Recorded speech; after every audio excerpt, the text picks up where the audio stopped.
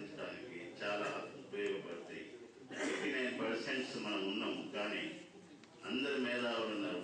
అందరూ ఎవరన్నా ఒకరికి మనము నాయకత్వము ఎక్సెప్ట్ చేయాలి. మనం ఇవన్నీ వీరేగా గ్రూప్స్ అన్ని వదిలిపెట్టి అందరు ఒక ప్రభుత్వం నడపడానికి కాంగ్రెస్ తోటి కోఆపరేషన్ అయిపోతుంది అన్ని పార్టీలు. కానీ మనం ఒక విషయంలో సాధించడానికి అందరు కలిసి ఒకరికి మనం లీడర్ ఎక్సెప్ట్ చేసి బీసీ ఎస్టీ ఎస్సీ మైనార్టీస్ ఒక ప్లాట్ఫామ్ అయితే ఖచ్చితంగా మనము అనుకున్నది 89% జనాభా గల వాళ్ళం మనము ముందుకు పోవచ్చని నా యొక్క ఉద్దేశం. ఈ అవకాశం ఇచ్చినందుకు మీకు 2 నిమిషాలు తీసుకుంటాం.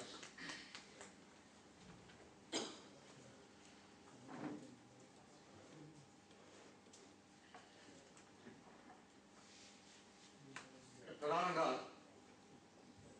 SC ST BC minority unity నాయకత్వంలో తెలంగాణ ఉద్యమాన్ని కొనసాగించే క్రమంలో భాగంగానే ఇక్కడ మనందరం కూర్చున్నామన్న విషయాన్ని నేను గుర్తు చేస్తున్నాను.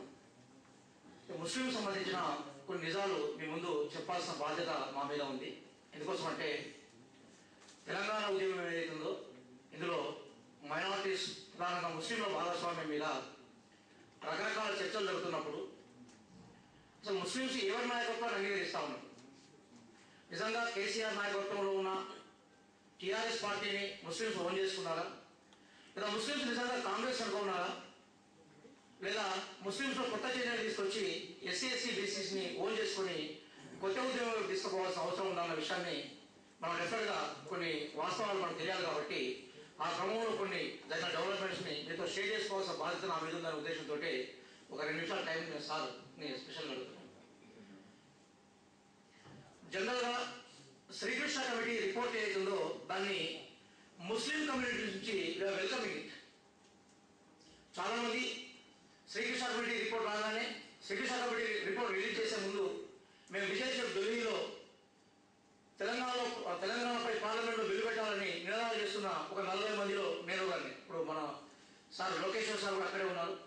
మేము గొంతు చించి అరుస్తున్నాం అక్కడ. ఎందుకోసం అంటే ఢిల్లీలో కనీసం మా వాయిస్ వినబడాలి. మేము ఉన్నది ఒక 25 మంది విద్యార్థులు ఉన్నారు. నేను, లోకేశ్వర్ గారు, విమలక్క, ఇంకొంతమంది మేము అక్కడ 15 మంది మేము మిగతా వాళ్ళకి పోగా ఉన్నాం. యాదగిరి గారు, పృథ్వీరాజు ఉన్నాడు.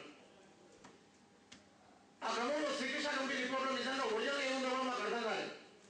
సడన్గా మీడియాలో ఏమొస్తుందంటే 6 ఆప్షన్స్లో శ్రీకృష్ణ కమిటీ తెలంగాణకు వ్యతిరేక రిపోర్ట్ వచ్చిందని ఒక వాయిస్ సడన్గా వచ్చింది. ఎందుకోసం మీడియా మన చేతులు లేదు కాబట్టి నిజంగా శ్రీకృష్ణ కమిటీ రిపోర్టు తెలంగాణ వ్యతిరేకంగా వచ్చిందని పూర్తి అభిప్రాయంతో మేము అప్పుడు శ్రీకృష్ణ కమిటీని తలబడడం, శ్రీకృష్ణ కమిటీని బాగా తిట్టడం జరిగింది. కానీ శ్రీకృష్ణ కమిటీని అసంతం చదివిన తర్వాత, జాగ్రత్తగా చదివిన తర్వాత, line to line, para to para చదివిన తర్వాత అందులో మనం స్వాగతించే విషయాలు చాలా ఉన్నాయన్న విషయాన్ని మనం గుర్తుపెట్టుకోవాల్సి ఉంటాం. అది ప్రధానంగా మనం అంశాన్ని చెప్పేది ఏంటంటే ఆంధ్ర ప్రాంతంలో అభివృద్ధి జరిగింది, తెలంగాణ ప్రాంతంలో అభివృద్ధి జరిగింది. ఆంధ్ర ప్రాంతంలో జరిగిన అభివృద్ధి ప్రధానంగా కమల నాయకత్వం జరిగింది. ఆ అభివృద్ధిలో అక్కడ ఉన్న ఎస్సీలకు, ఎస్టీలకు, బీసీలకు, మైనార్టీలకు షేర్ ఇవ్వబడింది. అందుకోసం అక్కడ ఆర్థిక అంతరాలు సరిగా మనం అనుకున్న ఆర్థిక అంతరాలు పెద్దగా లేవు. కానీ తెలంగాణ విషయానికి వస్తే తెలంగాణలో కూడా అభివృద్ధి జరిగింది. కానీ అభివృద్ధి పూర్తిగా 2-3 కులాలు మాత్రమే పోయింది. ఈ అభివృద్ధిలో ఎస్సీలకు కానీ, ఎస్టీలకు కానీ, బీసీలకు కానీ, ముస్లింలకు కానీ ప్రాతినిధ్యం సరిగా జరగలేదు. అభివృద్ధిలో వీళ్ళని భాగస్వామ్యంగా తీసుకోకూడదనే ఒక చారిత్రక సత్యాన్ని అది చెప్పింది. అది దీన్ని బట్టి మనం చూసేందంటే తెలంగాణలో మనకి ఆంధ్ర దోపిడీ ఎంత భయంకరంగా కనిపించిందో ఇక్కడ అప్పర్ క్లాస్ దోపిడీ కూడా ఇక్కడ సామాజిక వర్గాలు కూడా అనే ఒక ఇన్ఫరెన్స్ మాత్రం మనం ఈ రిపోర్ట్ నుంచి గ్రహించాలన్న విషయాన్ని నేను ప్రధానంగా భావిస్తూ ఉన్నాను.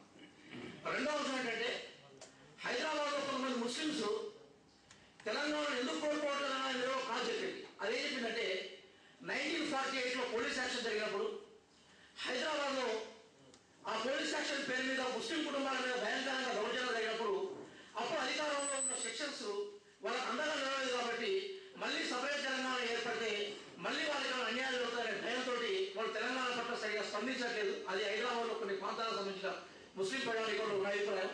దాన్ని తొలగించాల్సిన బాధ్యత మీద కూడా ఈ ఉద్యమకారుల మీద పార్టీల మీద ఉన్న విషయం చెప్పింది. చెప్తూ మరొక విషయం చెప్పిందంటే జిల్లాలో ఉండే ముస్లిమ్స్ మాత్రము చాలా పాజిటివ్గా తెలంగాణ అభివృద్ధిలోనే ప్రధానంగా డౌన్ ప్యానల్ సెక్షన్ అభివృద్ధిలోనే తమ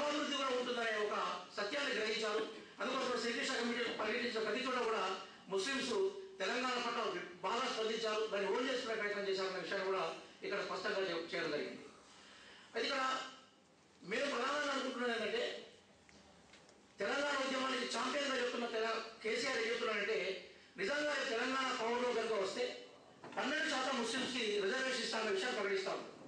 కానీ నిజంగా తెలంగాణకి ఛాంపియన్గా ఉన్న కేసీఆర్ పార్టీ మనం జాగ్రత్త చూస్తే ఏ ఒక్క జిల్లా కానీ, ఏ ఒక్క తాలూకా కానీ, ఏ ఒక్క మండలాన్ని కానీ ముస్లిం ప్రెసిడెంట్గా లేదు వాళ్ళ పార్టీ నిర్మాణం. అంటే కనీసం పార్టీ నిర్మాణంలో ముస్లింలను ఇంక్లూడ్ చేయలేని నువ్వు, అదే తెలంగాణ వచ్చిన తర్వాత ముస్లింస్కి 12% రిజర్వేషన్ ఇస్తానంటే నమ్మడానికి ముస్లింస్ రెడీగా లేదనే విషయాన్ని కూడా ఈ సందర్భంగా నేను చెప్తా ఉన్నాను. రెండవ అంశం ఏంటంటే, ముస్లింస్లో ఒక సెక్షన్ అంటే జమాతే ఇస్లామీ హిందూ ప్రధానంగా ఈ తెలంగాణ కాన్సెప్ట్ ముందు తీసుకొని హైదరాబాద్లో ఒక భారీ బహిరంగ సభ ఏర్పాటు చేసి ముస్లింస్ కూడా తెలంగాణకి ఫేవర్గా ఉండాలనే విషయాన్ని చెప్పింది. అయితే ప్రధానంగా వాళ్ళు ఈ క్యాస్ట్ ఈక్వేషన్స్ మీద జమాతే ఇస్లామీ హిందీకి సరైన అవగాహన లేకపోవడం వల్ల ఎస్సీ ఎస్టీ బీసీస్ నుంచి వచ్చిన నాయకత్వంతో కలిసి పనిచేయడంలో వాళ్ళు విఫలమైందని నేను అనుకుంటున్నాను. కానీ మేజర్గా 96% ఆఫ్ ముస్లింస్ ఎవరైతే వాళ్ళ రూట్స్ దర్గాలను బిలీవ్ చేయడంలో ఉంటా ఉంటారు. చాలా మంది తెలియని విషయం ఏంటంటే, జమాతే ఇస్లామీ హిందూని మేము గౌరవిస్తాం, కానీ జమాతే ఇస్లామీ హిందూ మాత్రమే ముస్లింస్కి రిపేర్ చేసే ఆలోచన విషయం నుంచి మాత్రం మీరు అట్లాంటి అంశాల మీద మీరు దాన్ని గమనంలో తీసుకోవద్దని చెప్తున్నాను. అంతకన్నా బలమైన జమాతులు ముస్లింస్లో ఉన్నాయి. ముస్లింస్ గ్రాస్ రూట్లో ఉండే గ్రామీణ ప్రాంత ముస్లింస్ కానీ చిన్న చిన్న చేతి వృత్తులను రిపేర్ చేస్తున్న ముస్లిం ఆర్గనైజేషన్స్ చాలా ఉన్నాయి. ఆ ముస్లిం ఆర్గనైజేషన్స్ దీంట్లోకి వచ్చే ప్రయత్నం చేయలేదు. తెలంగాణ ఉద్యమానికి వాళ్ళ ఇన్వైట్ చేసింది ఎవరు లేరు, లేదా వాళ్ళు వచ్చేంత చైతన్యం కూడా వాళ్ళ లేదు. దాన్ని మేము బ్రేక్ చేసే క్రమంలో మొట్టమొదటిసారిగా వరంగల్లో ఒక రాష్ట్ర సమావేశాన్ని 2 రోజుల క్రితం 2 రోజులు ఇక్కడ బ్లూబర్డ్స్ ఎడ్యుకేషన్ సొసైటీలో మనం చేసే ఫీల్డ్ వర్క్ కరెక్ట్ అయ్యాలి, కాపాడయ్యే ఉద్దేశంతో తెలంగాణలో పనిచేస్తున్న ఒక 11 ఆర్గనైజేషన్స్, చాలా అంటే తెలంగాణ ముస్లింస్ని ఇన్ఫ్లుయెన్స్ చేసే 11 ఆర్గనైజేషన్, ఇంక్లూడింగ్ జమాతే ఇస్లామీ హిందూతో సహా ఒక 5% ప్రజలకు రిప్రజెంట్ చేస్తున్న ఆర్గనైజేషన్తో సహా అందరినీ కలిసి మేము ఒక సెంటర్ పెట్టాం. అది ఒక చారిత్రాత్మకమైన సెంటర్ అని అనుకుంటున్నాను. అదేంటంటే ముస్లిం ఆర్గనైజేషన్స్ కోఆర్డినేషన్ సెంటర్ అనే ఒక సెంటర్ మేము ఖాయం చేస్తాం. చేసిన చైర్మన్గా మజీద్ గారిని, కోఆర్డినేటర్గా నేను ఉండి ఈ 11 ఆర్గనైజేషన్స్ని ఒక దగ్గర తీసుకొచ్చి మనం ఏ రాజకీయ పార్టీకి సపోర్ట్గా కానీ, ప్రధానంగా అప్పర్ క్యాస్ట్లో ఉండే రాజకీయ పార్టీలకు సపోర్ట్గా మనం ఎప్పుడు కానీ వాళ్ళు పిలిపిస్తే స్పందించాల్సిన అవసరం లేదు. ఎందుకోసం అంటే మేము బిలీవ్ చేస్తున్న మేషణ అంశం ఏంటంటే, ఈ దేశంలో ఉండే ముస్లింస్ అందరూ కూడా పర్షియా నుంచో మధ్యాహ్నం నుంచో రాలేదు. ఈ దేశంలో ఉండే ముస్లింస్ చాలా మంది కూడా 90% ముస్లింస్ ఈ దేశంలో ఉన్న బ్రాహ్మణిజం వల్ల గుళ్ళో రాలేకపోవడం వల్ల ముట్టుకోవడానికి నిరాకరించబడ్డ కమ్యూనిటీస్ ఏవైతున్నాయో సూఫీ సెయింట్ ఇక్కడికి వచ్చినప్పుడు ముట్టుకోవడానికి నిరాకరించబడ్డ ఈ కమ్యూనిటీస్ని సూఫీ సెయింట్లు వచ్చి గట్టిగా కౌగలిస్తున్నారు. అలాయబలాయ సంస్కృతి అనేది ముస్లిం సంస్కృతి. ఈ అలాయబలాయ సంస్కృతి అక్కడి నుంచి వచ్చిన వాళ్ళు వీళ్ళు అలాయబలాయ తీసుకోవడం వల్ల సోషల్ ఈక్వాలిటీకి నిదర్శనంగా ఉన్న ఇస్లాంలోకి చేరినారు.